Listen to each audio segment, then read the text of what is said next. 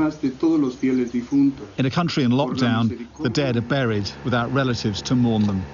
In this cemetery in Barcelona, just a solitary priest is present to pay last respects. A fate awaiting hundreds as the death toll continues to climb across Spain. In the capital of the country, hospitals are reaching full capacity. Here the halls and waiting rooms are packed, standing room only, as they wait for someone to treat them. In another Madrid hospital, patients lie on the floor because there are no beds left.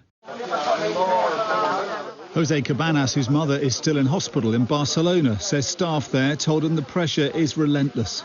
Someone said to me that when they had the terror attacks, it was a moment they had a lot of people arriving at the same time, but that was it.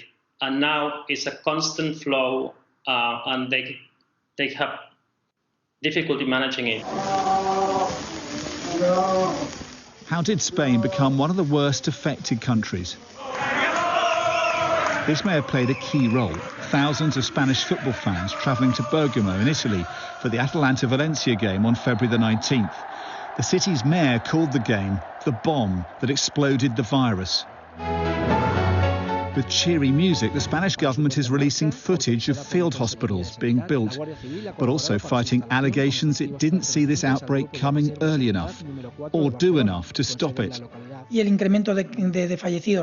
increase in fatalities today is not statistically higher than we've seen 2 days ago, which was showing a more stable tendency which continues despite today's increase. More and more doctors and nurses are becoming infected. Radiologist Sergio Del Rio is recovering in isolation and says the health system has seen nothing like it. We're having cases of patients dying in our hands, but in absolute solitude.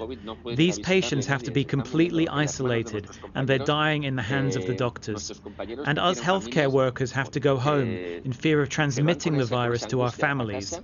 The situation has got the better of us. I've never seen so much fear in either the faces of the patients or the healthcare workers. So many are dying in Madrid, the city's ice rink has become its morgue. The lorries arrive bearing the dead with grim frequency. Dominic Waghorn, Sky News.